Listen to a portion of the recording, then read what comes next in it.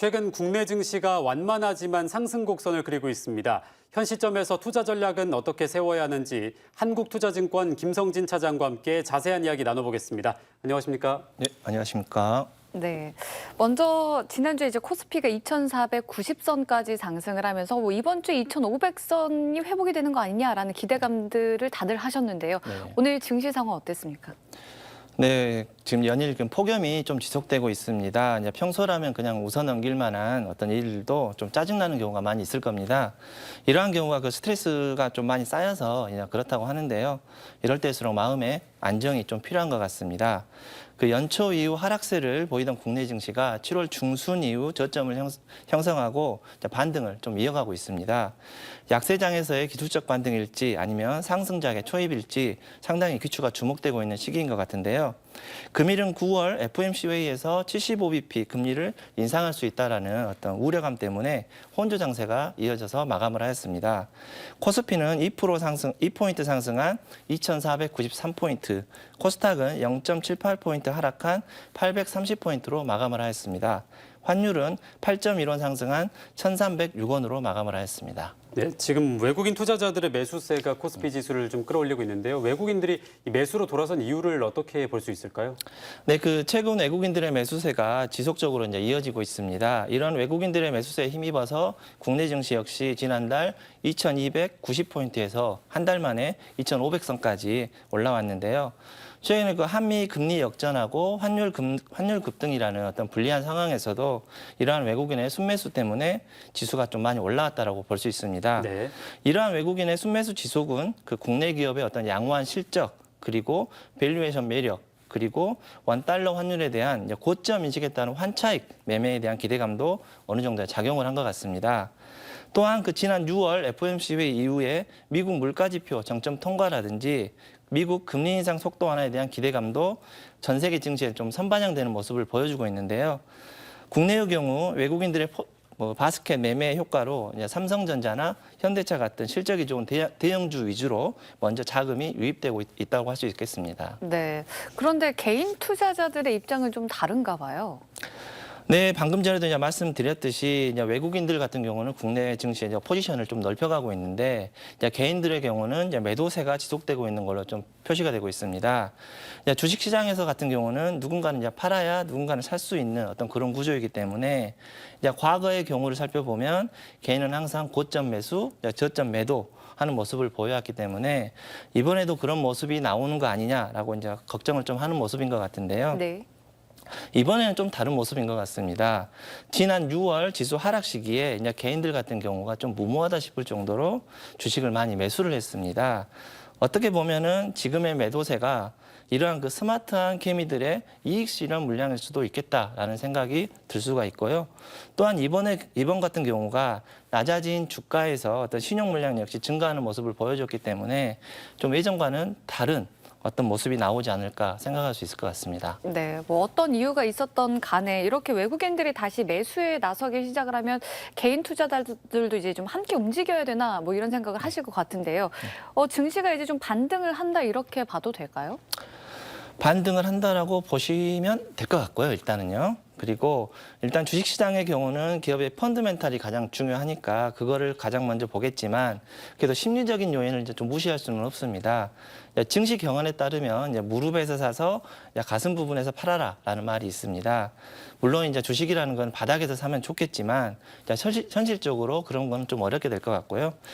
그 기간이 지나고 나서야 이게 바닥이었구나라고 판단을 하는 것이기 때문에 그런 판단을 하기 전에 먼저 몇 가지 지표를 살펴보는 게 좋을 것 같습니다. 네. 먼저 수급을 살펴보면 최근에 코스피와 코스닥 거래 대금을 합쳤을 때 5조에서 7조 정도가 형성이 되고 있습니다. 이는 프로그램 매매를 제외하면은 거의 거래가 되지 않고 있다라고 판단하는 게 맞는 것 같습니다. 어느 지금 시장에 참여한 누구도 사고 싶은 마음도 없고 또 특별히 팔고 싶은 마음도 없는 그런 시장인 것 같습니다.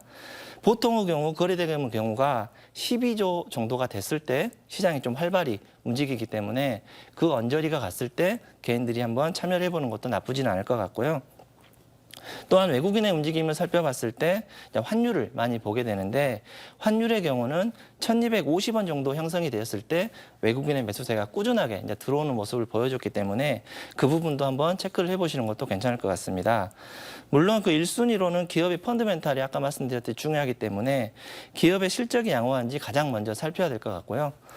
또한 또 한 가지 말씀드리면 주변에서 주식하기 싫다고 하시는 분들이 많아지면 그게 또한 하나 신호로 작동하는 경우도 있습니다. 네, 이제 2분기 기업 실적 발표가 이어지고 있는데요. 전체적인 분위기를 좀 평가하자면 어떻습니까? 네, 올해 그 2분기 실적 시즌이 이제 절반 정도를 넘어가고 있는데요. 영업이익이 시장 기대치를 크게 웃도는 어닝 서프라이즈라든지 이제 그와 반대인 어닝 쇼크를 나타내는 기업의 수를 합쳐봤더니 생각보다 비슷하게 지금 실적이 나오고 있습니다. 네. 최근 이어지고 있는 고물가, 고금리, 또 고환율의 삼고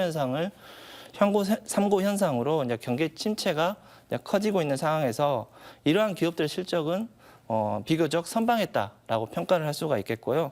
이제 업종별로 봤을 때는 현대 기아차 같은 경우 부품 수급 차질과 이제 원자재 값 상승으로 인해서 각종 악재에도 불구하고 제품 믹스 개선이라든지 환율 효과 등으로 인해서 시장의 기대치를 웃도는 이제 실적을 발표를 했는데 이제 그에 비해서 화학업종이라든지 이제 건설업종 같은 경우는 원자재 가격 상승분을 가격에 전가하지 못하기 때문에 영업비용 증가 여파로 좀 어닝 쇼크를 나타내는 어떤 발표를 했던 이번 분기였던 것 같습니다. 네. 앞에서 이제 주식 반등을 이제 살펴볼 때 기업 실적을 살펴봐라라고 말씀을 해주셨잖아요. 그럼 차장님께서는 뭐 어떤 업종이나 종목이 이번 3분기에 좋은 실적을 낼 거라고 좀 예상을 하고 계신가요? 네, 그 기업의 어떤 예상, 국내 기업들의 예상을 상회하는 실적이 이제 발표되면서 최근 그 2분기 영업 컨센서스가 7월 말부터 의외로 소폭 상향하는 모습을 보여주고 있습니다. 네.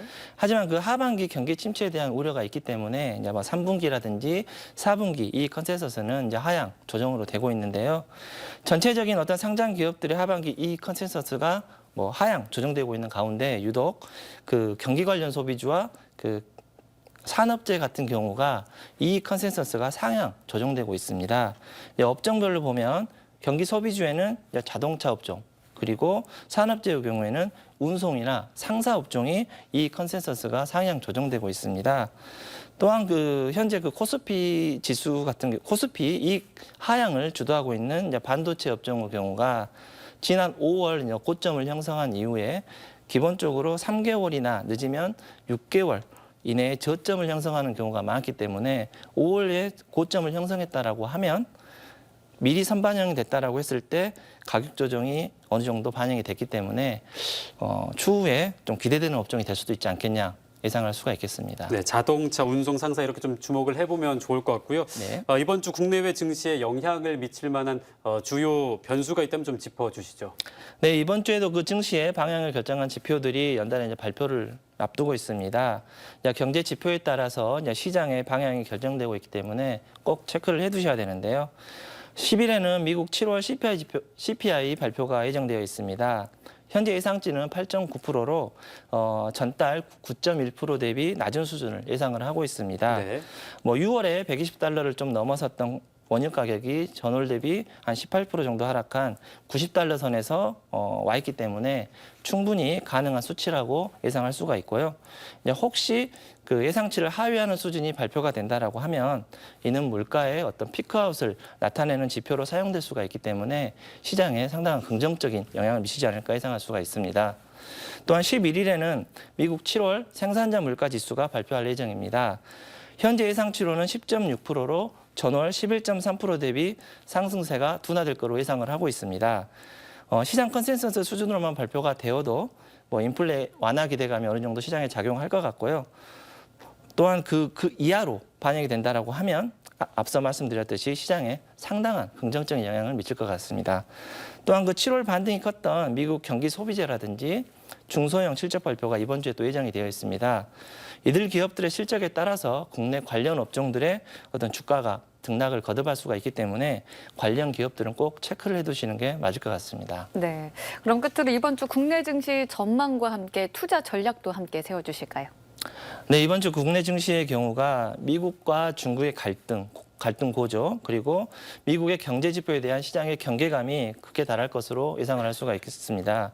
하지만 그 미국 인플레이션 감축 법안의 우회 통과 기대감도 시장에 적용을 할 거기 때문에 이번 주 같은 경우는 지난주에 상승 내리를 이어가는 어떤 소폭 상승의 흐름을 이어가지 않을까 예상을 할 수가 있고요. 그리고 7월 이후 반등 구간에서 IT 반도체라든지 배터리, 게임, 바이오 등 어떤 성장주 성격의 섹터가 강한 모습을 지금 보여주고 있습니다. 이 섹터들의 공통점이 영업이익률이 높다라는 어떤 것이기 때문에 당분간은 영업이익률이 높은 성장주 성격의 업종이 시장 대비 상대적으로 강하지 않을까 예상을 할 수가 있습니다. 즉, 그 시장 접근 시에는 약한 쪽에 어떤 물타기를 하는 것보다는 강한 쪽에 비중 확대하는 전략이 이번 증시는 맞을 것 같습니다. 네, 오늘은 한국투자증권의 김성진 차장과 함께 이번 주 증시 전망해봤습니다. 오늘 함께해 주셔서 고맙습니다. 네, 고맙습니다.